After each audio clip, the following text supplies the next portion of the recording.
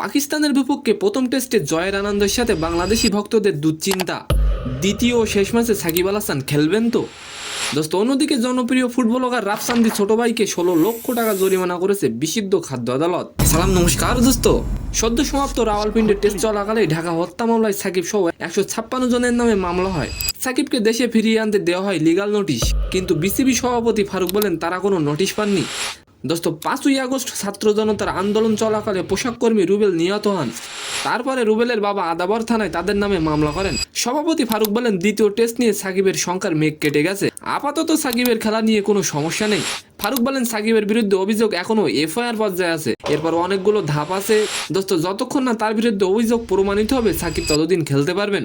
দোস্ত, অন্যদিকে জনপ্রিয় ফুটবলার রাফসান্দি ছোট ভাইকে 16 লক্ষ টাকা জরিমানা করেছে বিশুদ্ধ খাদ্য আদালত। সেই সঙ্গে অনুমোদনহীন ড্রিঙ্কস ব্লু 7 দিনের মধ্যে বাজার থেকে প্রত্যাহারের নির্দেশ দিয়েছে এই আদালত। বুধবার 28 আগস্ট বিশুদ্ধ খাদ্য আদালতের বিচারক আলাউল আকবর এই আদেশ দেন। এ সময় কোর্টে উপস্থিত ছিলেন রাফসান্দি ছোট ভাই। তো সম্মানিত দর্শক, আজকের ভিডিওটি কেমন লাগলো অবশ্যই কমেন্ট বক্সে জানাবেন। আর ভিডিওটি যদি ভালো লাগে অবশ্যই একটি লাইক দিয়ে আমাদের চ্যানেলটিকে সাবস্ক্রাইব করে দিবেন। ধন্যবাদ।